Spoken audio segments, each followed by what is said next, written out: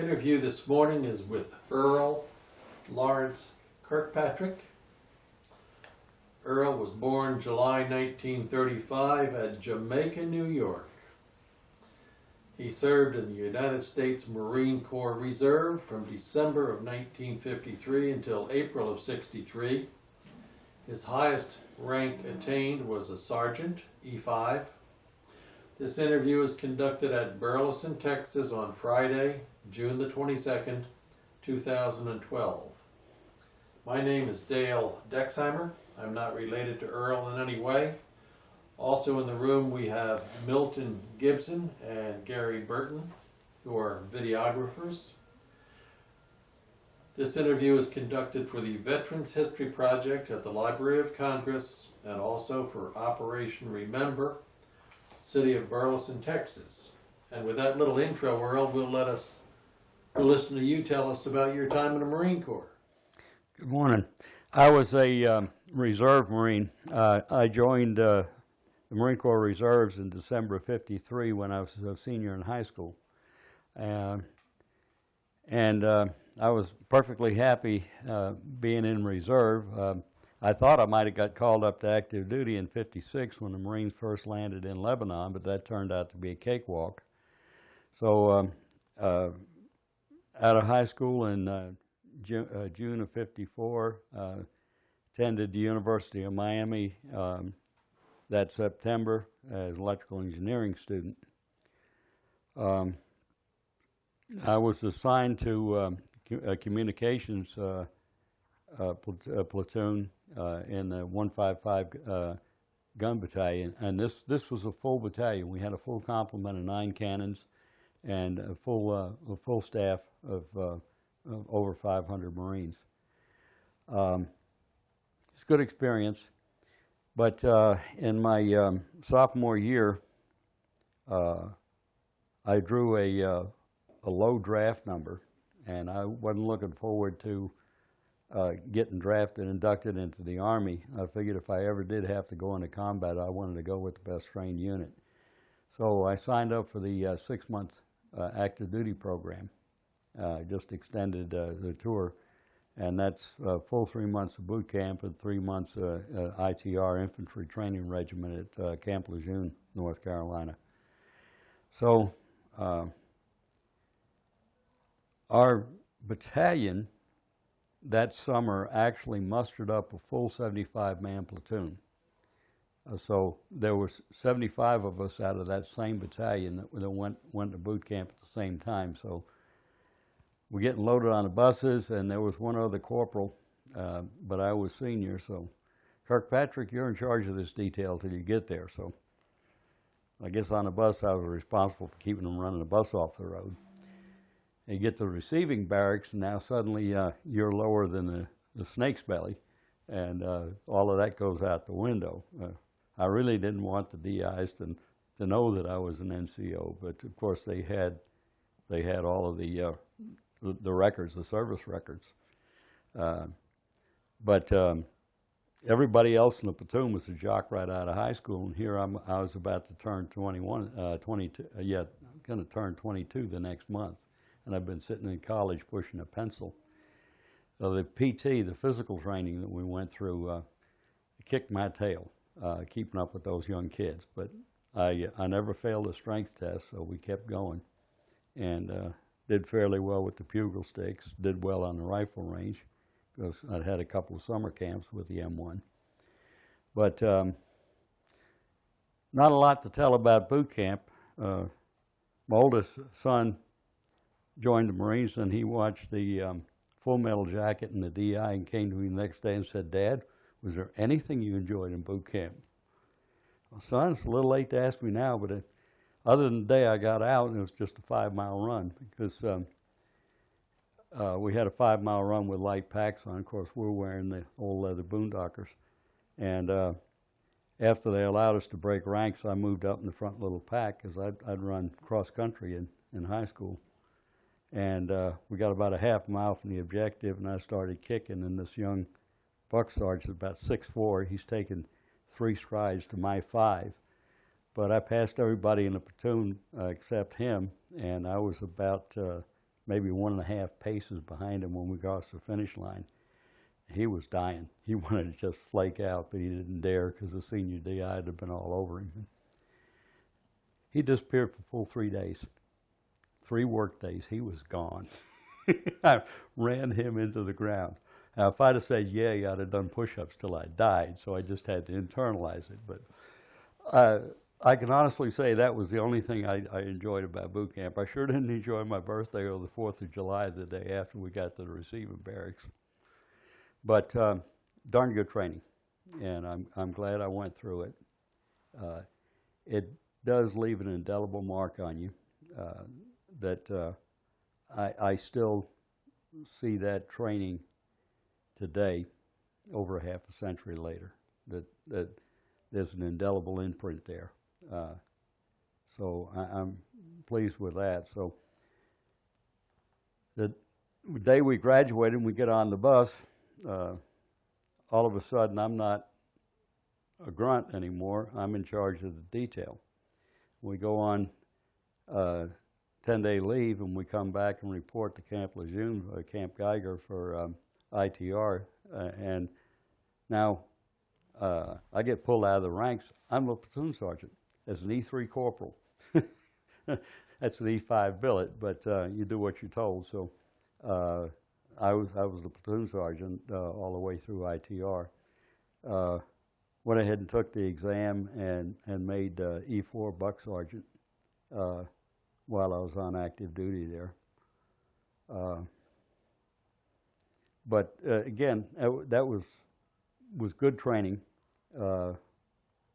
We were well trained and well disciplined.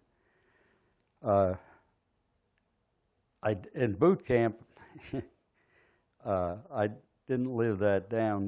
We took the AGCT, and I scored a 140 out of a possible 160. And of course, 120 or above is officer material.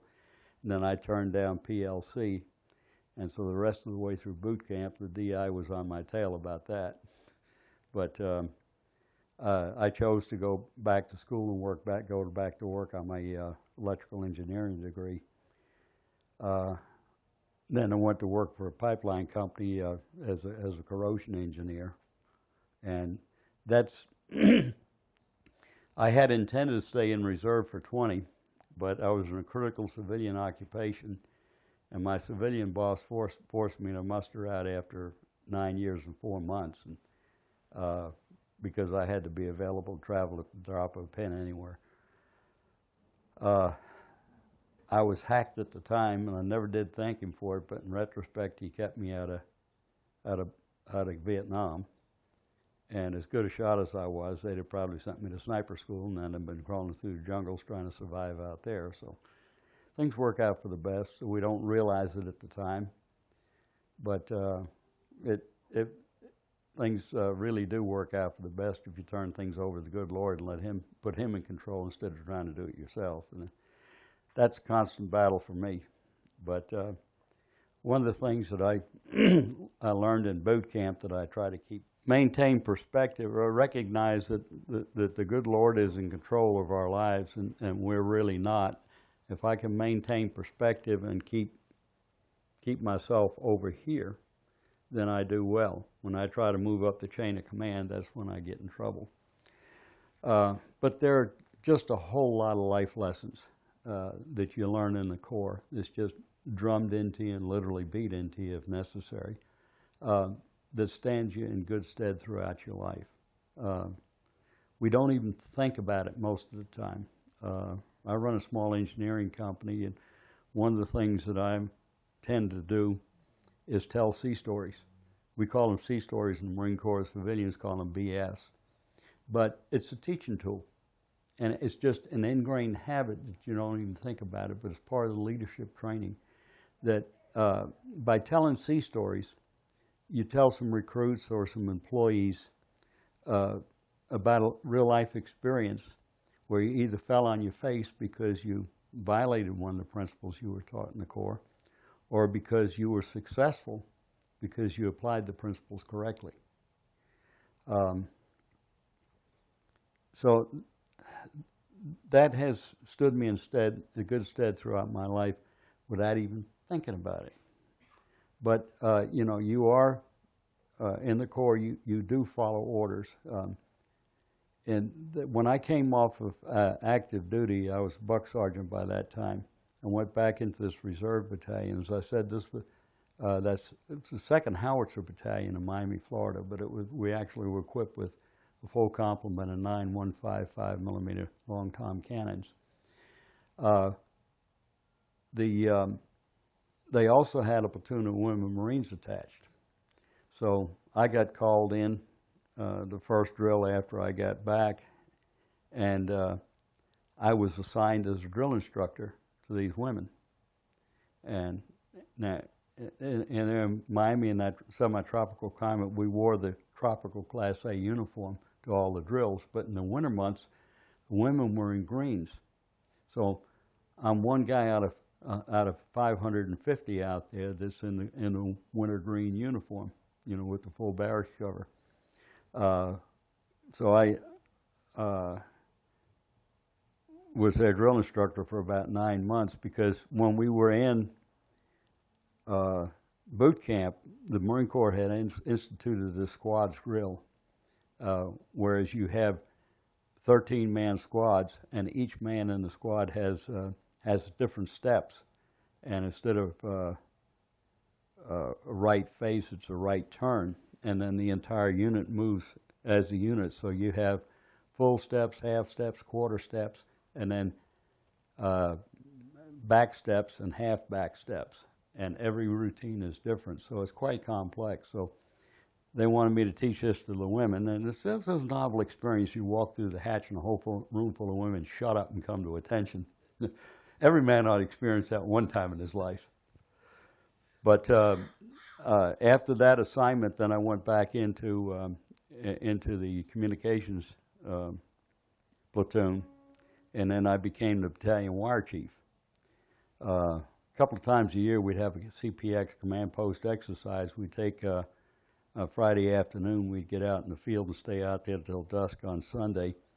But they'd set up the cannons. They'd be running dry firing exercises, and my guys would run anywhere from about 9 to 15 miles of wire out to each of the gun batteries and out to the battery HQ and so forth. And we had the little 12-drop field board set up. So on this one CPX, the commo came up to me early afternoon. He said, "Kirkpatrick, you're just too damned efficient." He said, you're through with your wire laying. You got everything set up the way it's supposed to be, and we got a 3-hour gap in the window in the training schedule. I want you to put on a demonstration and teach the troops how to climb poles. Sir, I've never climbed a pole. Well, here's an Army TM, and here's a pair of leg irons, or gaffs. And, of course, we're out there wearing the full leather combat boots, which is equivalent to a power company lineman's boot. So strap them on and get after it. Here's a TM. Read that. You've got 30 minutes to read the TM, prepare a lecture. Then I want you to give a lecture, and then run the troops up these trees. Aye, aye, sir. I get the TM, and the first thing it says in there is that shows the difference between tree gaffs and pole gaffs. And he'd handed me a set of pole gaffs, and it says it ain't safe to climb trees with them.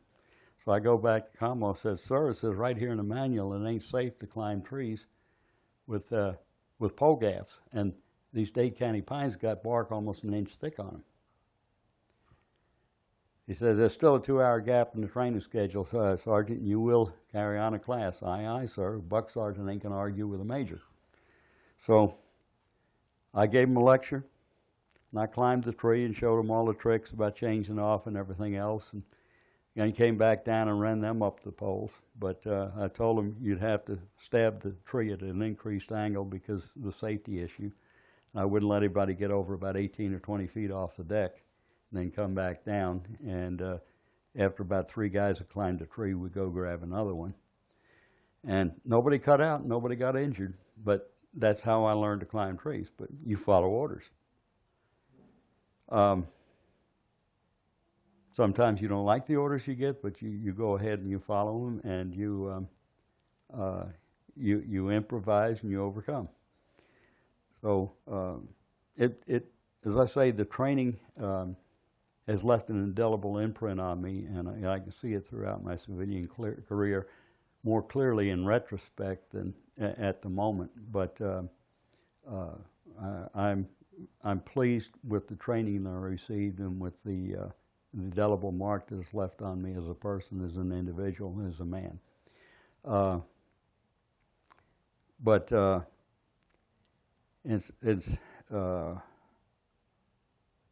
to say, at the time I was very dissatisfied when I was forced to muster out, because I had intended to stay in for a full 20. That didn't happen, but then I continued to pursue my civilian engineering career. And about 10 years ago, I was introduced to the Marine Corps League. I hadn't even heard of the League before that, because they don't do as an effective a job of recruiting as they could. It was just a chance meeting with another Marine standing in line in a restaurant. So I joined the Marine Corps League about 10 years ago, and that's what this uniform is. You have a choice. You can wear the service ribbons from the Marine Corps League, or you can wear your DOD ribbons. I prefer to do that. But I've been quite active in it. It's a service organization. The purposes are to promulgate the principles of the Marine Corps, support the Marine Corps, and provide community service. In the last 4 to 5 years, the Marine Corps League has provided most of the manpower for the Toys for Tots campaign. This has traditionally been a Marine Corps Reserve function, but in recent years we've had so many reservists in the sandbox they haven't had enough manpower. So the Marine Corps League has stepped in and basically supported and largely run the program. My first experience was with Toys for Tots campaign goes back to 1953. So it was good to get back involved in that activity again. And for the last several years, I've been our department, our detachment chaplain. And again, it's an opportunity to serve. And to me, that's one of our key functions in life is to serve mankind, whether it's on active duty or whether it's somebody serving as a pastor or a policeman or a fireman. But to me, that's one of our highest callings as a human being. So I've been privileged to participate in and even officiate in interments out at the National Cemetery, and a number of other functions like that, and hospice care is not easy duty, but it's a privilege when you've got a dying Marine or a corpsman in there where you can support their family. So again, I see that as an opportunity to serve, and so I'm thankful for the privilege.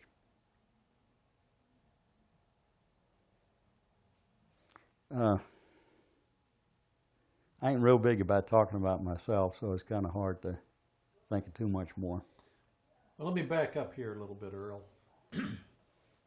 You were born in Jamaica, metropolitan New York. Well, it's actually out on Long Island. Right. Yeah, but it is New yeah, York. Yeah. What we would call Metroplex here in Yeah. Texas. What did your folks do, or how did they end up in New York area? Yeah, I'm not really sure how Pappy wound up in New York, because he had a great mind, but he quit school in the 8th grade up in northeast at 26th Street, and went to droving cattle on the Chisholm Trail. Never did find out how he wound up in New York State. My mother was born and raised in London, and her mother, my grandmother, would have been a title lady, but she had the bad judgment to marry a carpenter. Since he was a commoner, she was disowned by the family, so she lost her title. But lived in middle-class comfort. Her husband, my grandfather, was a carpenter and a painter, and raised 15 surviving children. My mother was the youngest of them. The old Western actress Maud Adams was my mother's great aunt, and after she became successful on the stage, she brought the eldest sister over to the States and set her up in an apartment. And after she was self-sufficient, and then Aunt Maud made some more money, she brought the next sister over. And the last boatload in 1924, my mother and her next youngest sister, who was my godmother, and my grandmother all came over together. And my mother was basically classically trained as a singer, and a beautiful soprano voice. She was actually singing on the radio for RCA Victor on WOR when I was born. So she said when I was born that I got her curly hair and her career. But my father just never spoke that much about his background. And so they met there somewhere and got married, and then I showed up in 1935. After the war, we moved to upstate New York, and my father started a logging business up there. And it's kind of neat growing up out in the country like that. But my father had developed a real drinking problem, and it basically ruined his life. So we moved to Miami, Florida with one of my mother's friends, and then she filed for divorce down there, so I finished high school and went to college there in Miami. So since then, I've lived all across the South for the rest of my adult life, and much prefer the lifestyle down here. You answered a number of my questions there. You got yourself to Miami, which was a question I had: how'd you get there? You graduated from high school. You enlisted in the Marine Corps Reserve while you were still in high school. Yes, sir. Why'd you choose the Marine Corps? Because of the Marine Corps' reputation for fighting, being the best, and we had some outstanding servicemen in the Navy SEALs and the some of the Army battalions, but it's recognized worldwide that the Marine Corps has the toughest basic military training in the world. And my feeling was that if I was ever going to have to go into combat, which thank God I didn't have to, if I was ever going to have to go into combat, I wanted to go with the best. I wanted to know I could rely on the men next to me. And it starts out in boot camp. We run a 75-man platoon in boot camp, and the statistics back then was 1 out of 50 was going home with an unfit for military discharge. It literally drove him nuts. He cracked under the pressure. And that may seem like brutality to a civilian, but the philosophy is, and it pays off, is that if a man's going to break, we want to break in boot camp where he hurts nobody but himself, and not in combat where he can get other people killed. And in some of the joint operations between the Marine Corps and the Army in World War II, in the South Pacific campaign, statistically the Army suffered 3 times the casualties of the Marine Corps. Same enemy, same objectives, same battle conditions. And basically, as I see it, the difference is discipline under fire. Oh, one other minor thing in boot camp. My senior drill instructor was Gunny Sergeant Bauer. Never did know his first name, but he was the most squared away Marine that I've ever met in the Corps, or in the League afterwards. Outstanding individual. And so out of 7 graduating platoons, we were honor platoon because we didn't dare not be. You know, and there's a point system for everything. Close order drill is part of it. It didn't help me in boot camp really, but in the reserve outfit, shortly after I joined the outfit, they formed a drill team. And my brother and I, my younger brother and I both joined the drill team. And so we got some very good training there. And in fact, we did a lot of hand-to-hand combat training. And I finally quit at that when I got to the point where if I went any further, I'd had to register my hands as a deadly weapon. So I backed off on that. But again, that stood me in good stead in boot camp, like with training with the bugle sticks.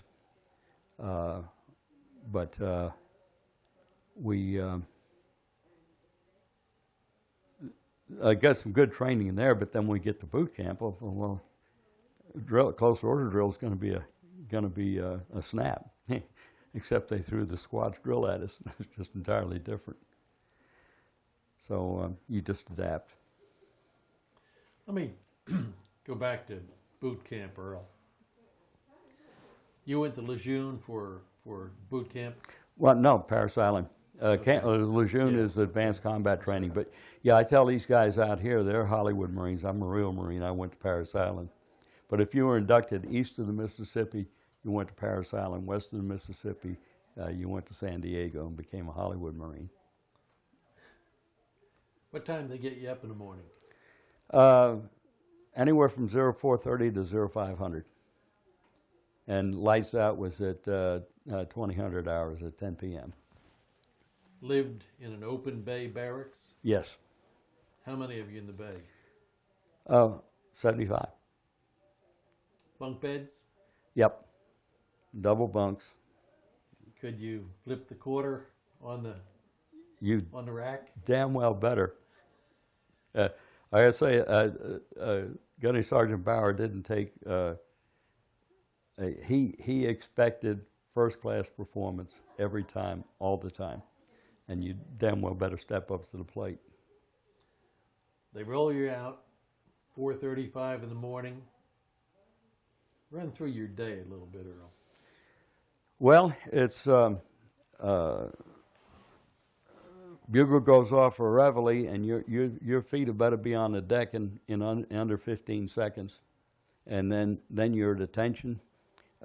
You run through your morning routine. You're only given about 5 minutes to do that. You fall into company street to stand either at ease or at attention, whatever they told you. You march off to chow. You march back from chow, and then there's a lot of close order drill. There's a lot of work with the rifle. I got to the point where with the M1 Garand, there's 13 pieces in a Garand. When you field strip it, I could field strip that weapon and reassemble it in under a minute blindfolded. So you get that proficient. But as I say, everything we did, we were held to a very high standard, and there wasn't any question that we were going to be the honor platoon. We just didn't dare not. What if it rained, Earl? Well, if it rained, if it was light rain, we'd be outside doing drill or PT, the physical training, or just keep right on going with that. If it was heavy rain, then we would be in classroom training. And they did initiate a flag system at Paris Island, I think in 1953, because they had had a recruit die in 52, I believe it was, from heat prostration. So green flag, the drill instructor could do anything he wanted to, and corporal punishment was still prevalent back then. Under a yellow flag,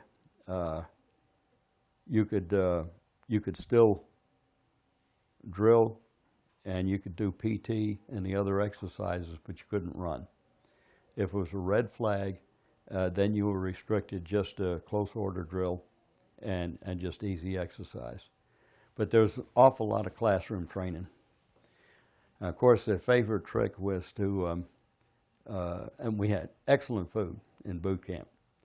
But the problem is you only had about 12 or 4 to 15 minutes to eat, and then you better be back out in the company street and standing at ease, ready to move on.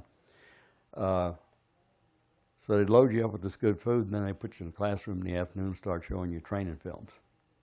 And there's always a drill instructor in the back of the room walking up with a hardback clipboard, whack you on the back of the head if you nodded off. But there was quite a bit of classroom training. Of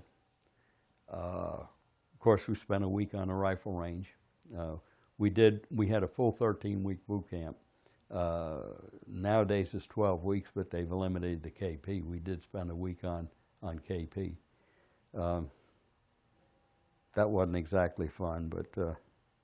You went to boot camp in 53, 54?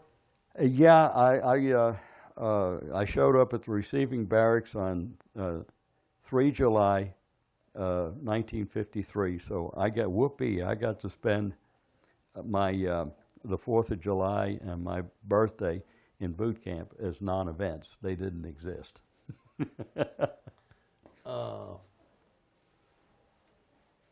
Was the Corps integrated, Earl? Yes. Was it really integrated, or was it integrated on paper? Both at that point. We had 3 black troops in our platoon. And one of the first things the drill instructors told us when we got on the island is you better pay attention and stay squared away, because if not, you're going to wind up in a brig, and you don't want to be in a brig, because the drill instructors that were busted for being too sadistic are the prison chasers. And I'm lucky that I didn't go to the brig one night, because we had a fellow named Causey. I can't remember his first name. He was from South Georgia, Valdosta, Georgia. And it was constantly nigger this, nigger that. And finally, one night, shortly before taps, fortunately, the drill instructor was at the other side of the barracks, the other barracks. I finally had a belly full of it, because one of the blacks was bunked right above me. And I finally said, "Damn it, Causey, that these guys are boots just like you and me. When they get up in the morning, they put your britches on the same way as you do and I do, one leg at a time. You get off of this crap." And I said, "If you hate the niggers so damn bad, how come you talk just like him?" And it flew all over him. It took 5 guys to hold him off of me, but I was ready to deck him. And of course, if a fight had broken out, we'd have both spent weeks in the brig. But he finally backed off after that. But so when people are prejudiced like that, you can't train it out of them. You can't beat it out of them. But all you can do is put it in check. But the Corps was integrated, but and more than just token. Okay. You had in the reserves in South Florida, you were in a battalion, you had 155 millimeter long toms. Yep, full complement of 9 cannons, 3 in each battery. I heard you say you exercised and dry fired, but I would assume somewhere in your career you did in fact fire those weapons.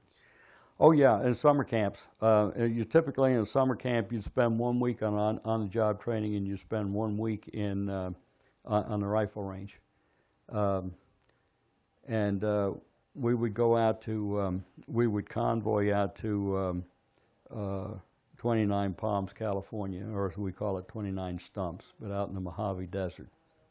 And as a matter of fact,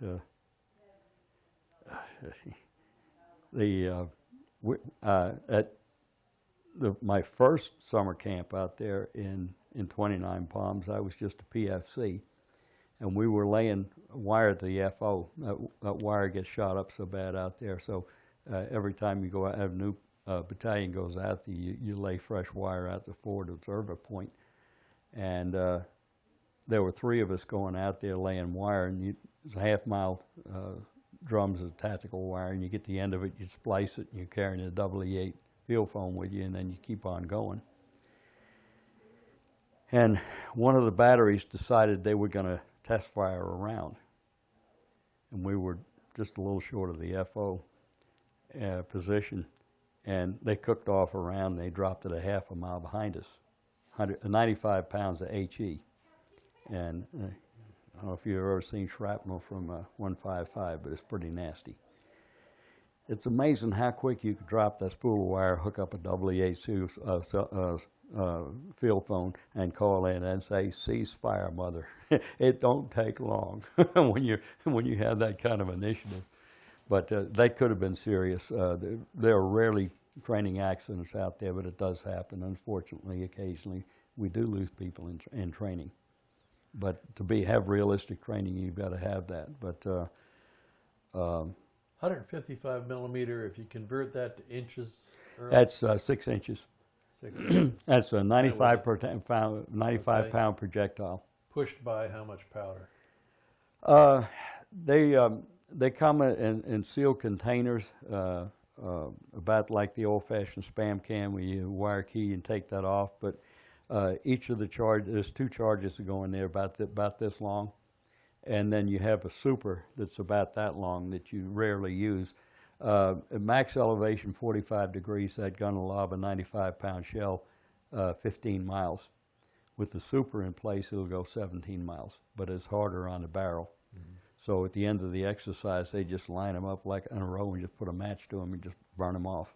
How many people you have in a crew on that gun? You would have a five-man crew. That was the older style. I've lost the word, but you hauled them behind a deuce and a half, a split trail, the split trail gun configuration.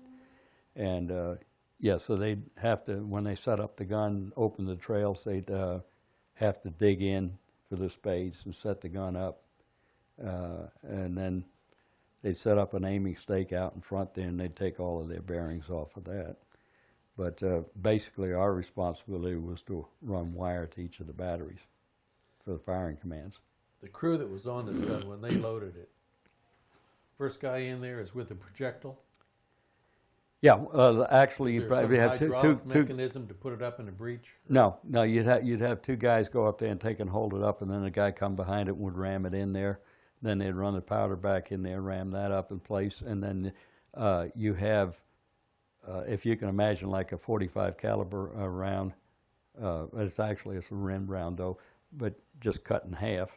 That's the configuration. You have the primer, and then that seals the breech. That goes in, you close the breech, and then the gun sergeant pulls the lanyard, and off it goes. And OSHA didn't exist back then.